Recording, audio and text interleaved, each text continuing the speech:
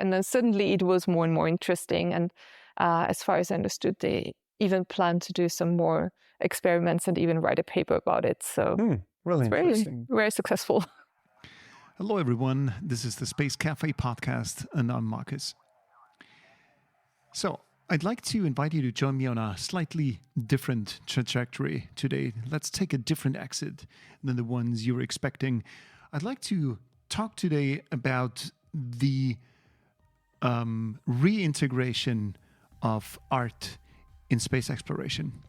I don't know about you, but I can still remember in the 70s and the 80s, especially triggered by Carl Sagan, when art helped us get inspired or inspire our imagination when it comes to those alien worlds out there. That was a fantastic moment in time.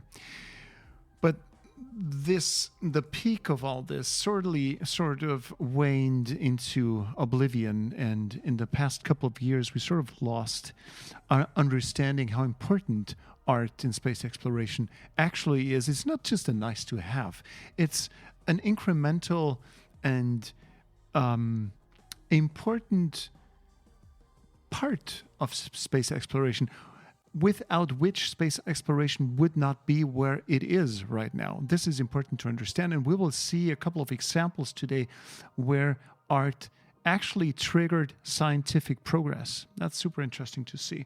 So, and therefore, I have Claudia Schnugg with me as a guest today at the Space Cafe podcast. Claudia is the curator of the Universe Pavilion at this year's Art and Architecture Biennale in Venice in Italy. Think of this Biennale as the Oscars for art and architecture. So you would want to be there if you wanted the world to know. So this is the epitome of all the places, and we have one of the major curators here on the show. And we're going to be talking about art. We're going to be talking about, for example, I love this story. I love it. Indigenous knowledge, especially Aboriginal understanding of the night skies. This is so fascinating. I don't know about you, but I heard only very recently that Indigenous people in Australia would look at the night sky quite differently. Not the way we do, by looking at stars and the objects up there. But these Indigenous folks would look at the night sky, at the spaces between the objects, and give them names. So this is quite the opposite of what I'm used to, but it makes absolute sense. Super interesting. So without further ado, my friends, let's welcome Claudia Schnugg to the Space Cafe podcast, and make yourselves comfortable wherever you are. Let's go. They say that Biennale in Venice is all you would ever want in the art world, in the architecture world. So this is like the top of This is everything. super exciting. Yes. And so bringing this new dimension of the universe into this big place where there's a lot of nations who have pavilions, architecture pavilions this year, next year again, art pavilions, is super exciting. And it's also something that I think most nations value most and put a lot of money into bringing their artists and architects to Venice.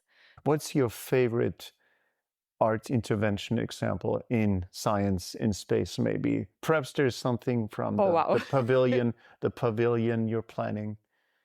So there's quite a lot of very exciting projects. Just going back to the visual data, maybe this is still outside of the pavilion, and then I make another example from the pavilion. Now I'm going to microbiology. It's a question of how to deal with microscopic imagery. So scientists learn to read their microscopic images and how to immediately see what is right or what is wrong. Is it a good picture? Is it something went wrong in the experiment or in the actual process of the microscopy. But then on the other hand, scientists also tend to take over those imaginary colors produced with microscopic imagery or with the models that they are trained with in the textbooks. So just recently, an artist I'm working with asked the scientists to do some kind of a meditation on how a cell looks like from the inside.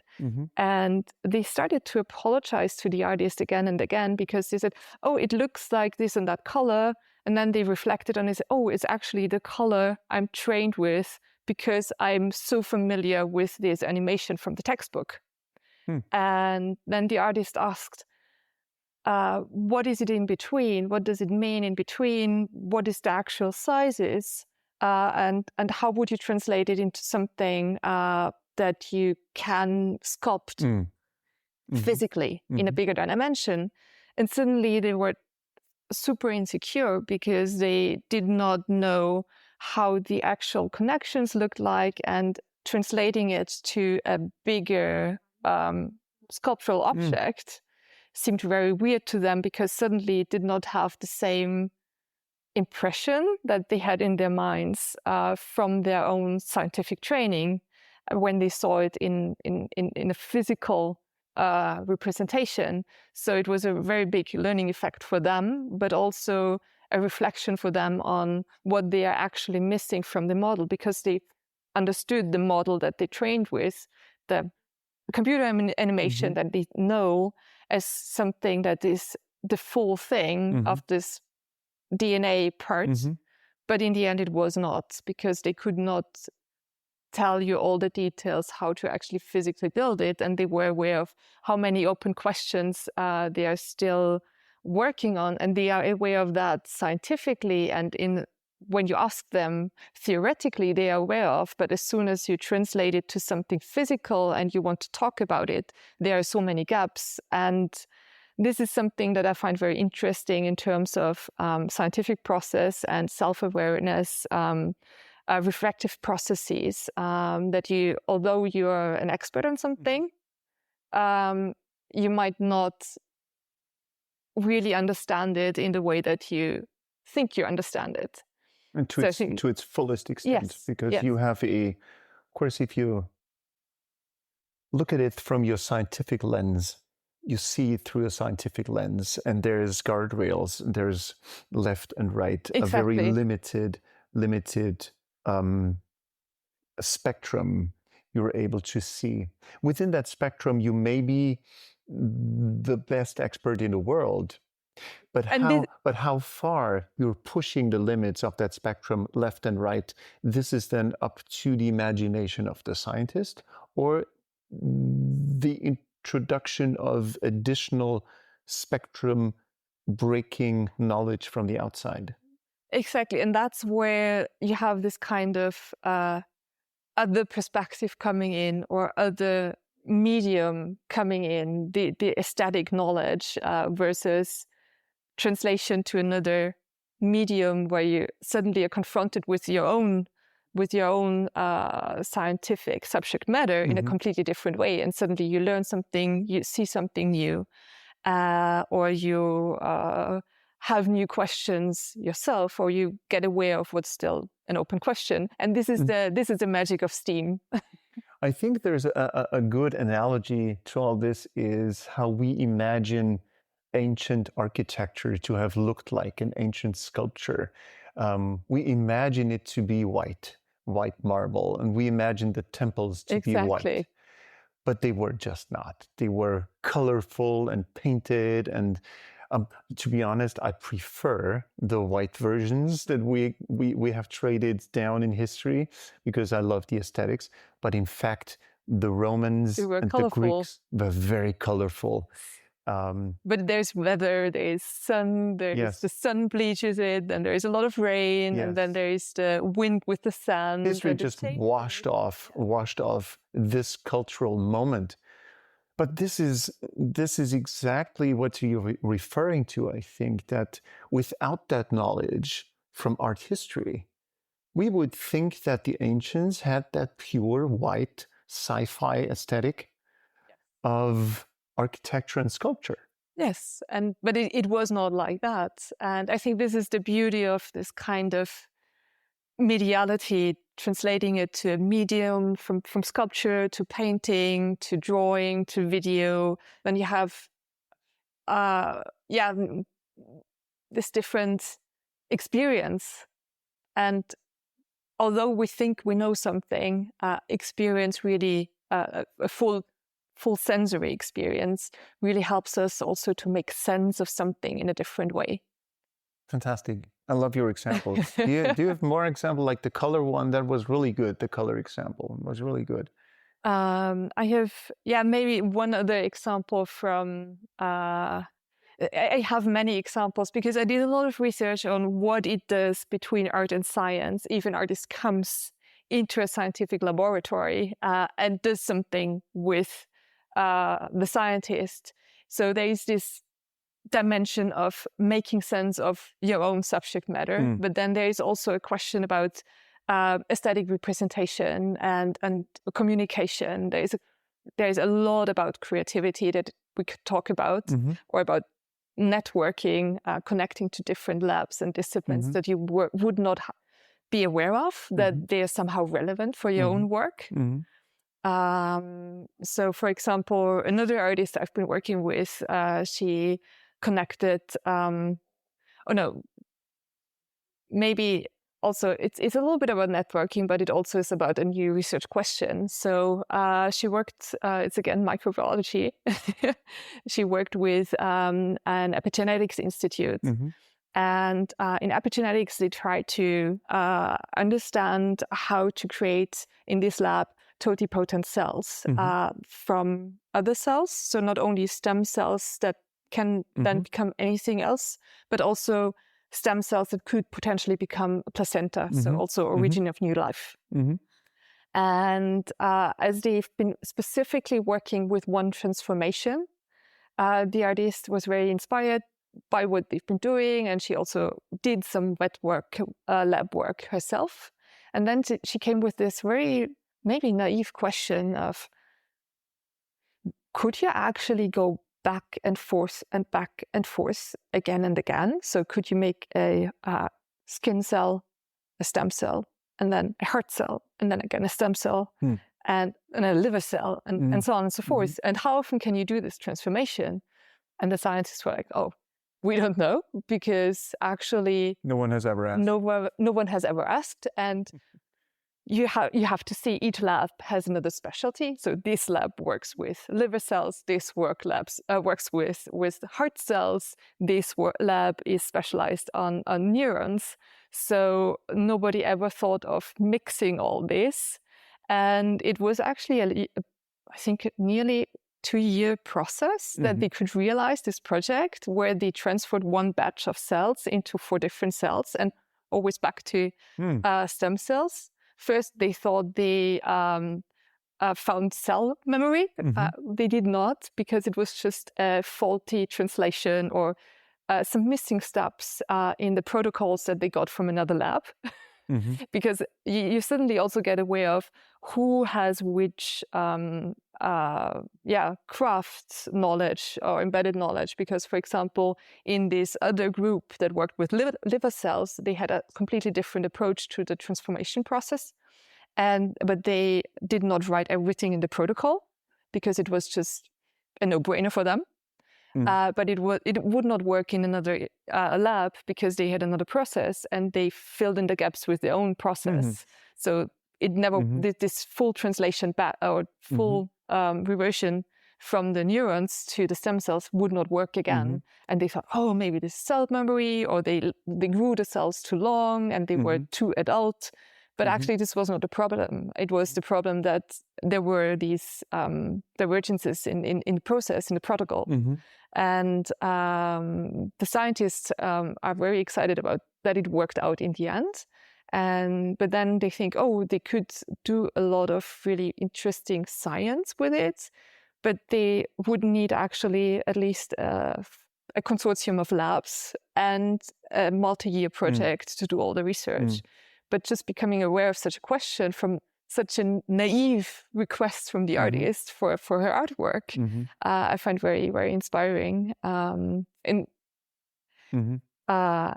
this is one of these also question of becoming aware of what you can do or you can't do, but also connecting to labs or other labs that you would not connect to otherwise.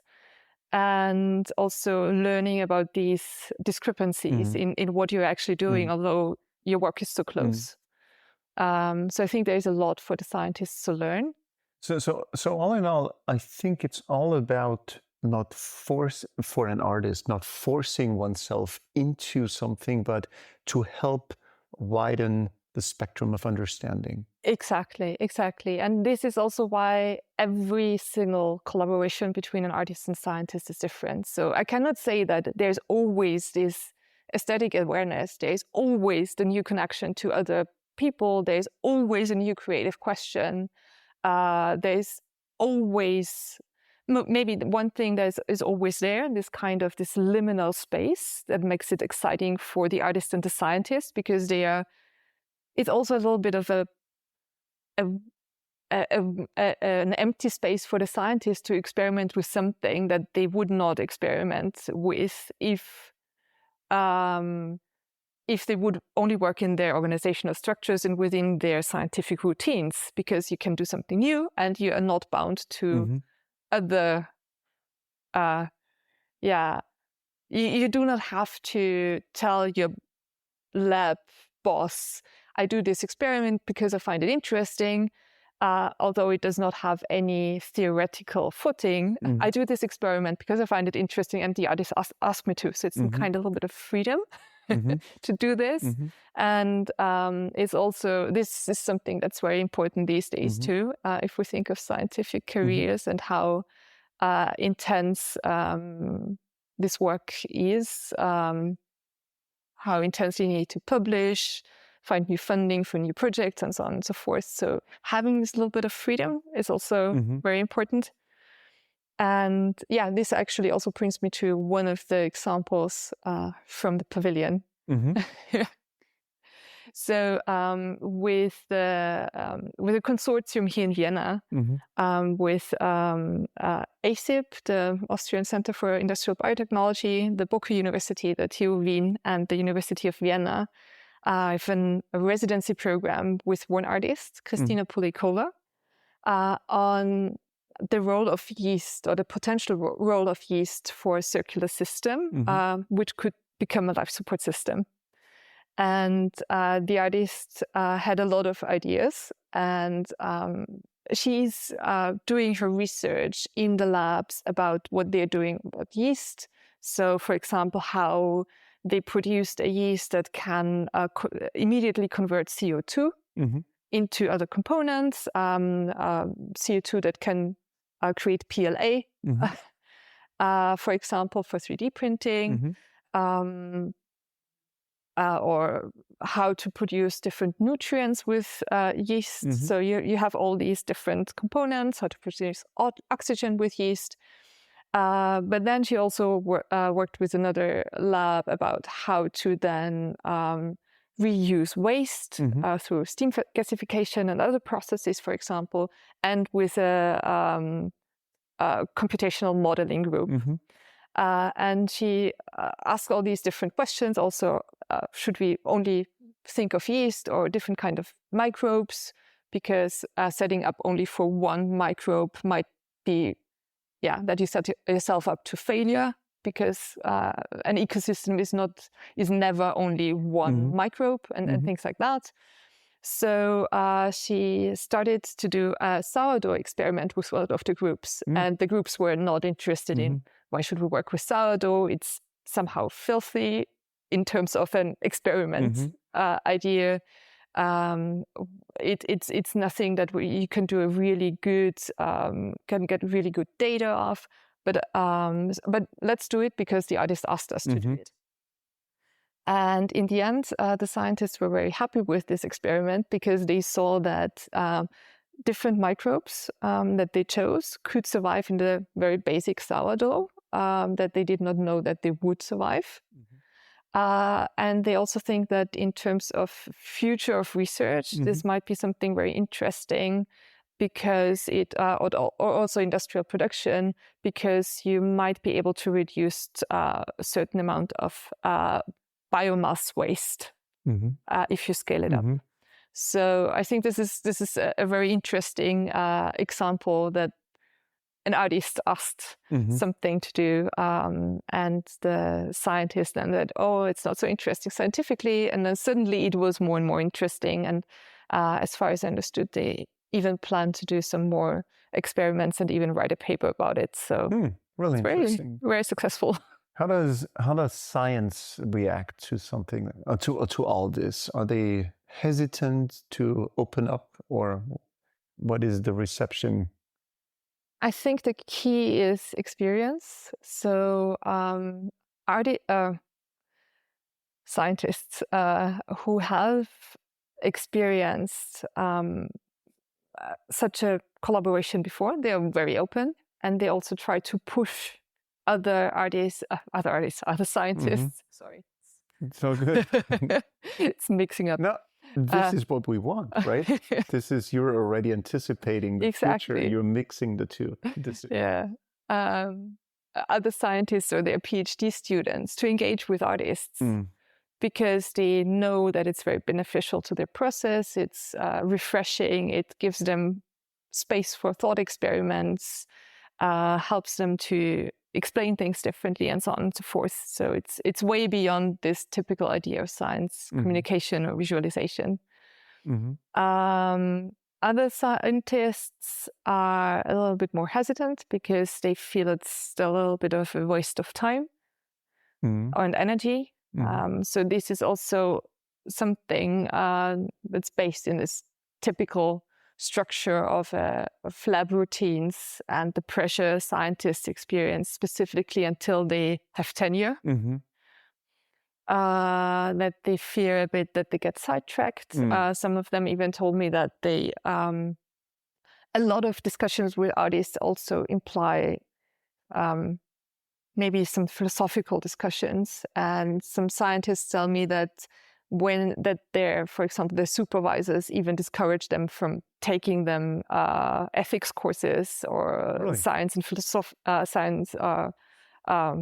sociology of science or philosophy of science courses because it's a waste of time. So I think this is a little bit of a difficulty for many of them to argue why they do this, and thus they are a bit hesitant. And you run the risk of being exposed in your own community as perhaps the one with the strange ideas. Yes, that's it's unscientific. Yes, I think this is something that many of them are very scared of, to have this idea of this unscientific bit that they are doing. But on the other hand, it's exactly this space that you actually also need to improve your science and to improve the way how you communicate with non-scientists, with the public about your science, and also give a little bit of an insight. I think there's a lot of discrepancy of what scientists think that the public knows about how science works, and how little actually anyone who is not a scientist or not close to a scientist knows about how science actually works, and how a lab works, and how scientific questions are raised. You have worked with European Space Agency, with CERN, the particle physics place in Geneva. They have artist in residence programs, so they seem to be already one step ahead. Would you agree, or is there still room for improvement? CERN is amazing. They have this program. I think Ariane Cook started it in 2010. And then the past 10 years, Monica Bello ran it, and it's a really globally known residency program because they have very different ways of bringing artists into CERN. So for short-term visits for a few days, just to be exposed to the scientists, get to know the scientists, see some of these big experiments. But others get up to, 2 or 3 months residencies, working intensely with one scientific group or a few scientists. Some of them even in dialogue with a second scientific institution. And that's very also rewarding for the scientists and for the artists. So yes. And CERN, I think, is well known for the residency program. And all these artworks are not only some kind of an internal benefit to the scientists, but then also end up at big shows, exhibitions worldwide, which also opens up this kind of dialogue to the public. Because when you think of pure science communication, it's often either for an interested public, so someone who reads certain magazines,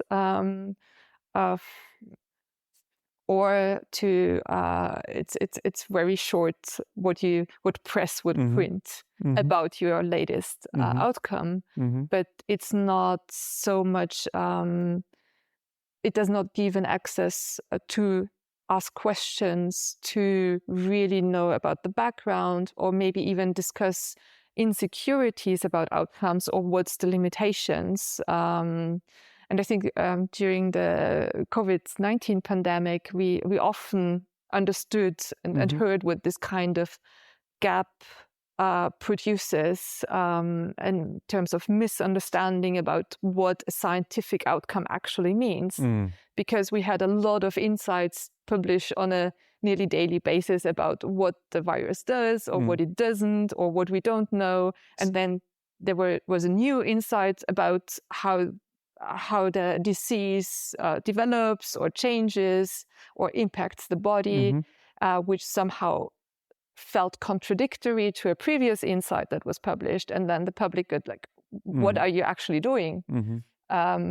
Is this true or is that true? But then being also able to raise questions and get into this process of science and not stating that this is the outcome, this is the one thing that's true, I think helps to also understand science differently and maybe also build a little bit more trust in science.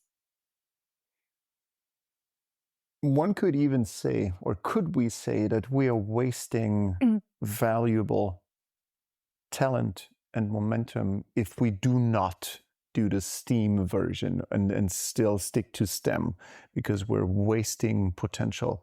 And it's not just about bringing in everyone, it's about bringing about the optimal outcome, whatever the optimal outcome. Yeah, personally, I would say yes. This is something I've been working on. Who would say no? Who would say no to this? I don't know who could say no to this, but many people still need to be convinced. Because it seems maybe less earnest, less serious. It's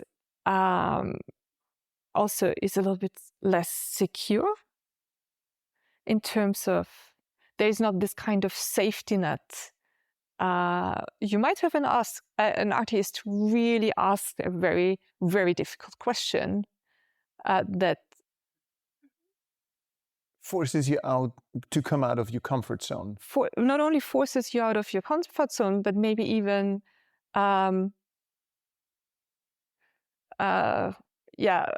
puts away all the fixed points that you normally relate to in your work, and suddenly you're somewhere in free space and like, oh wow, what does it actually mean? And is my work still relevant in this context?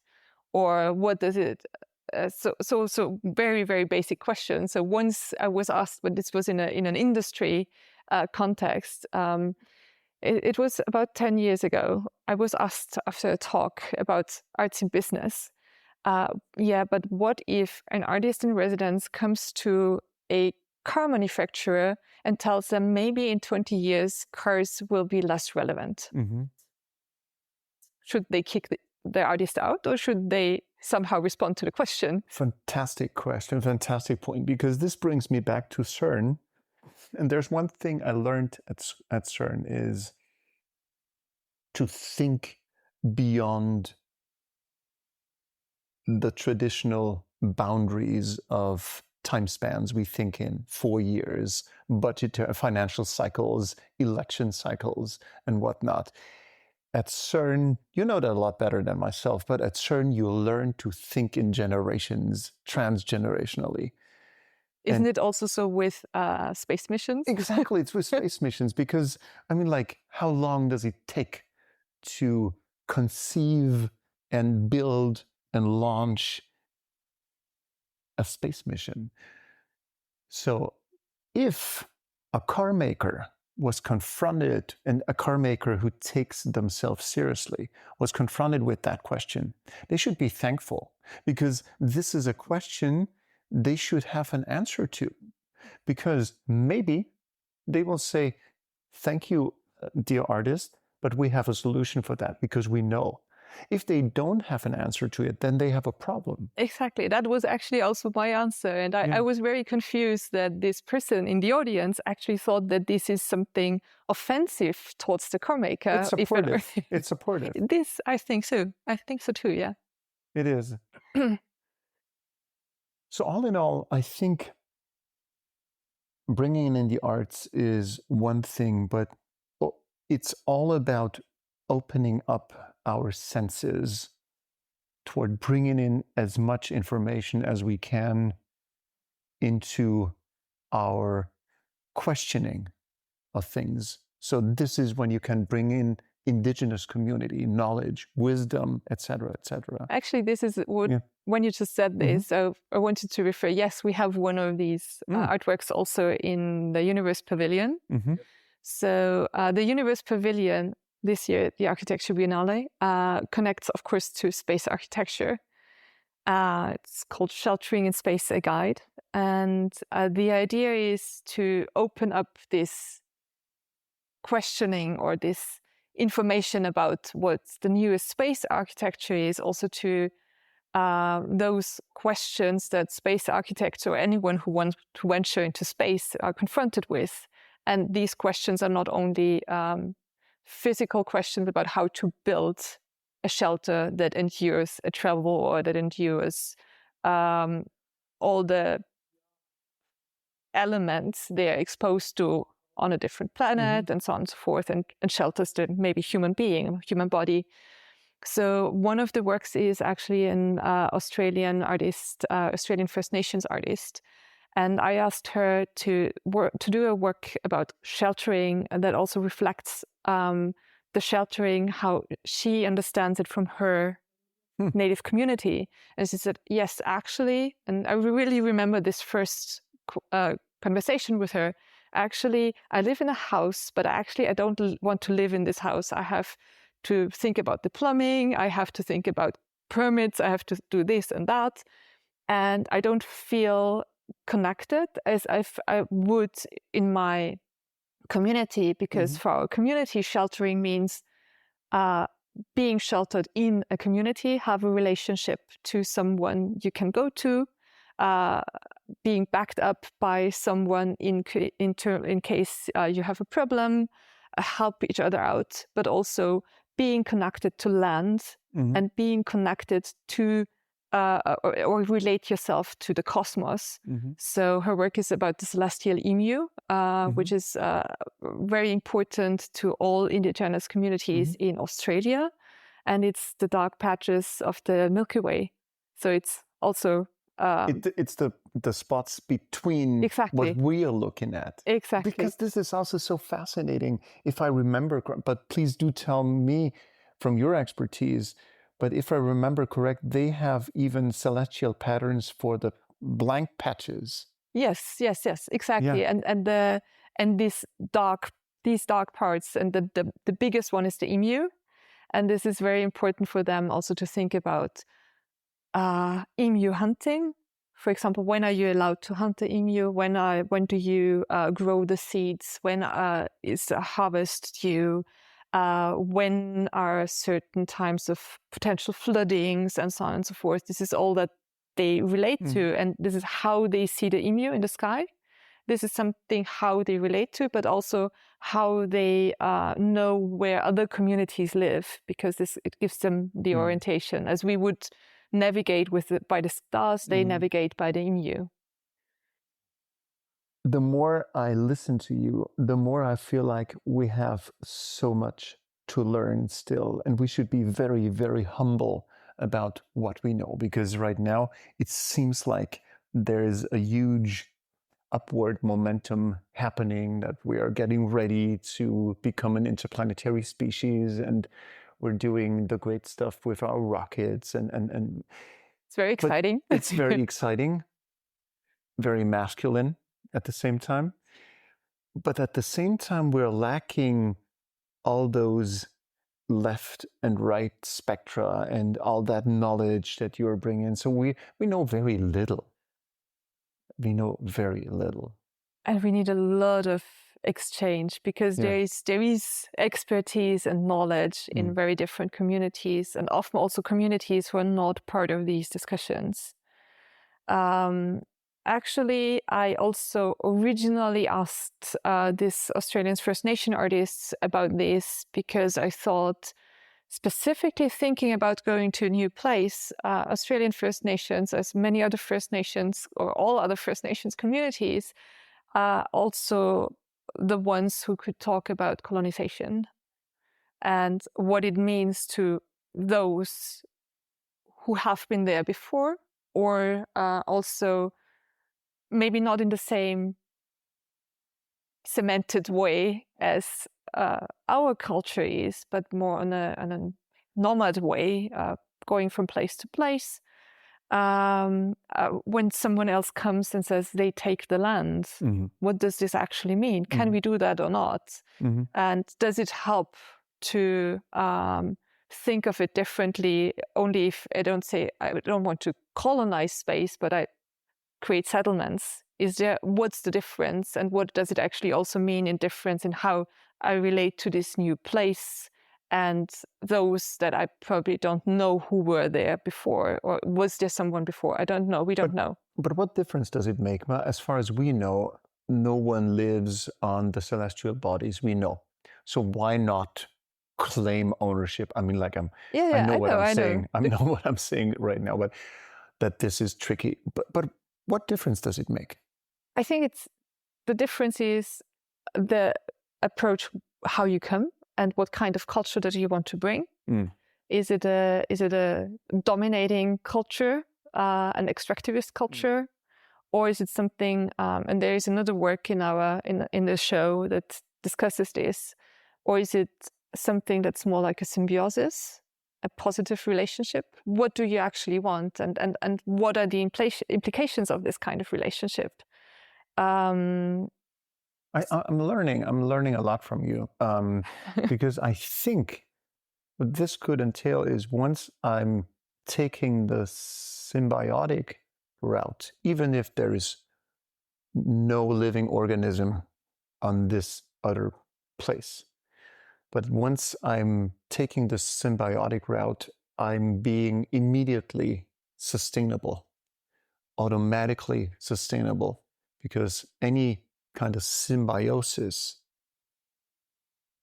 entails that I'm part of that new place. And if I break the harmony of that place, I break myself. Exactly. That's the point. That's the point. And this is actually what Janine Thüngen-Reichensbach's work is about. So she's a sculptor. So her work is actually very contemporary sculpture. And she starts out with one work that reflects on what is the human understanding of a home. But then if I have to translate it to space traveling, and what happens if I go to a new place and the place changes with me and I change there. So both we need to change, and it just and this is actually then told in an AR story. And I think this is something that is this kind of question, because we can say we go to another place and we have an extractivist approach, or we have this kind of symbiotic approach, which then also thinks about what is best for the place and for me, because if I destroy the place, I have to go somewhere else again. Mm. But there's enough places in the universe to go to, but it's a permanent running away from something. Yeah, exactly. Does this make sense? Do we always want to be on the run? And it's very stressful. Yes. And I think that there's two other works, so both the work on the life support system by Krystyna Pulejkova that tells the story, but also the work by Markus Neustädter and Nick Bureau, Space Shelter Earth, tells the story about questions about sustainability. I think for Markus Neustädter's work, there's also very much this kind of ISRU can be told as something, oh, I live locally, I need to use local resources. So it could be understood as something that we are nowadays often sold as sustainable. Also, there's a lot of sustainability advertisements, greenwashing going on with, oh, this is local produce, local materials, but is it really sustainable? How do I have this sustainable dialogue with the place where I am? And where I shelter, and how do I build the shelter? Because I'm also very depending on the place to find shelter.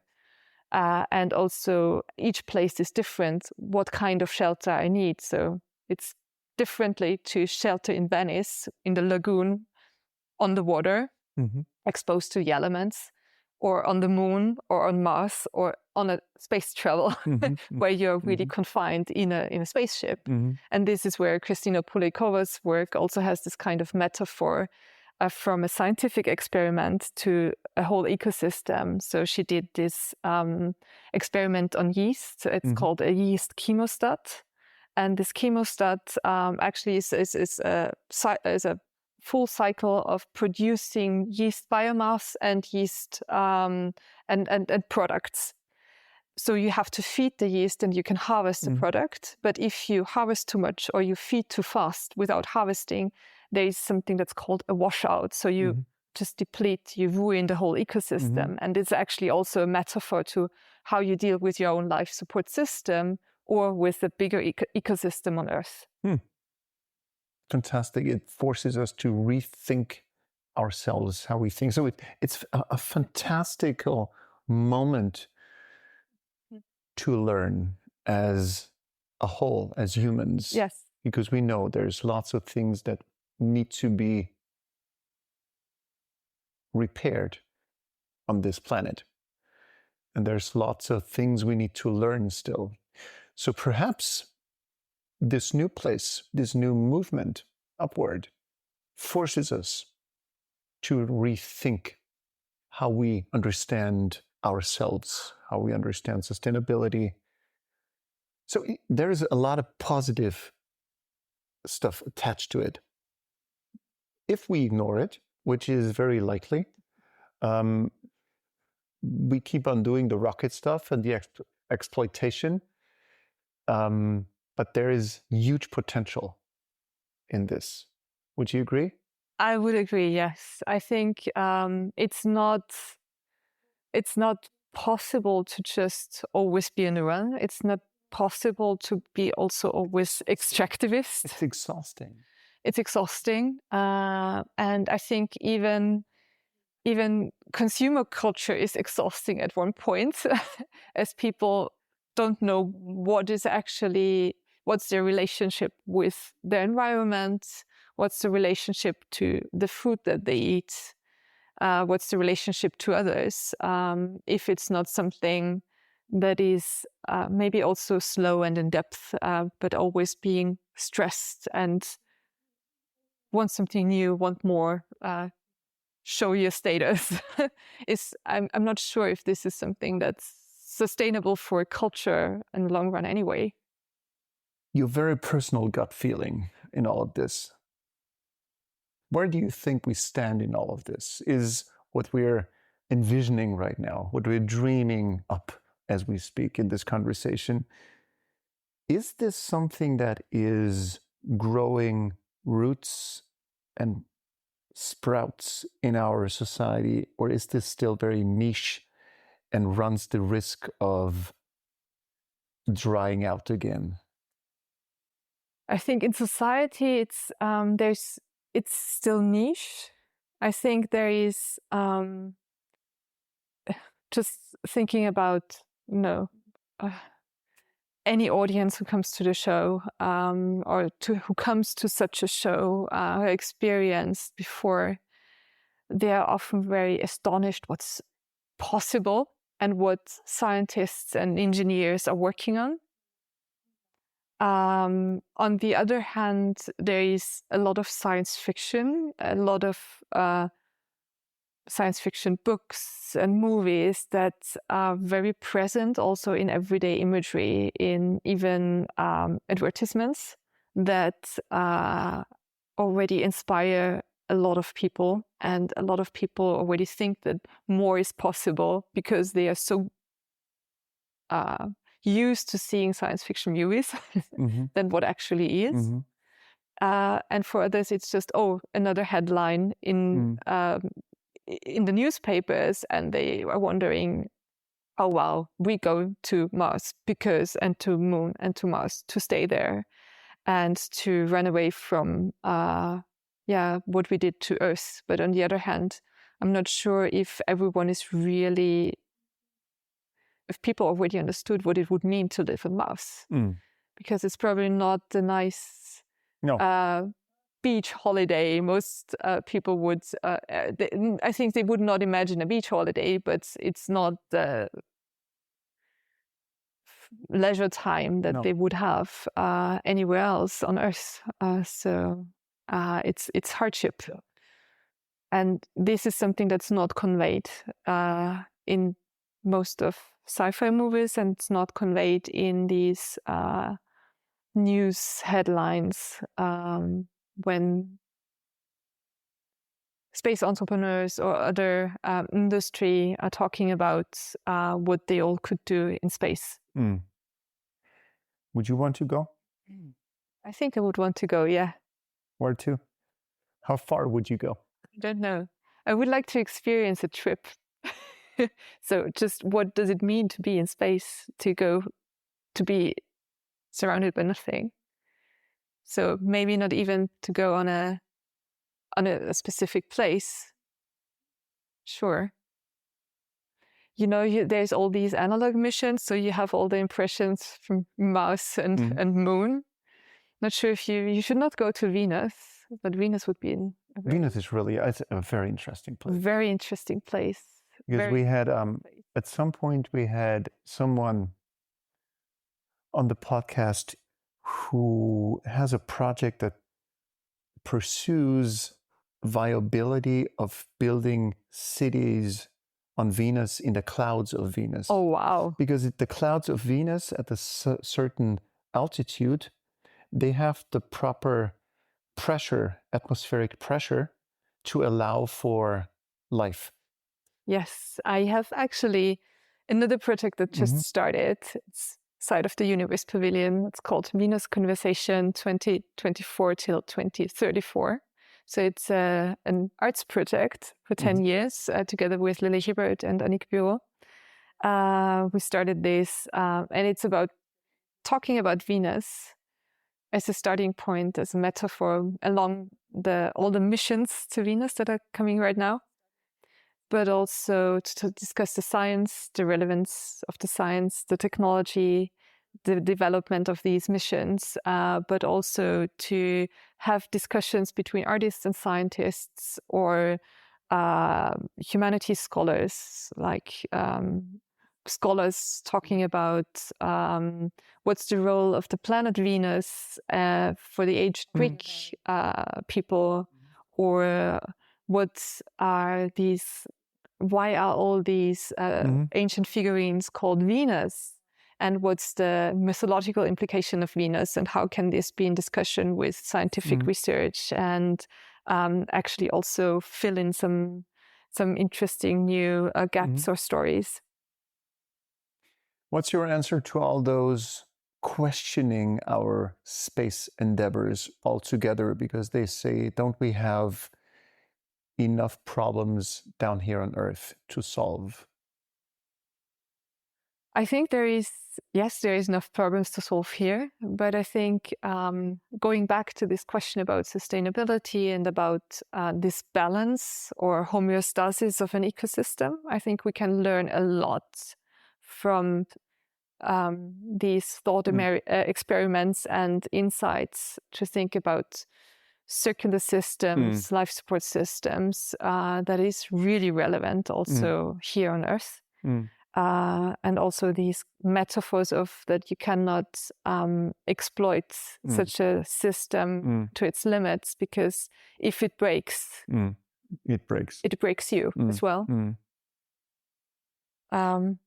So I think there's a lot of this kind of reciprocity in terms of research and technology development that's very important. Let me go back to the question when I asked you if you are ready to go into space, because this is a question I love asking my guests. So if you were to go, it usually becomes a very boring journey because it takes very long to get from A to B. So that's the journey. That's the journey, but still you need to do something, not to get bored. So my question to you, what's the one piece of music you would not want to miss on a playlist on your journey? Because we have a playlist on Spotify. It's the playlist for the aspiring space traveler. So what's your contribution to that playlist? My contribution to the playlist, there's so much music that I would not want to miss. I love music. But one piece, the one. Only one piece.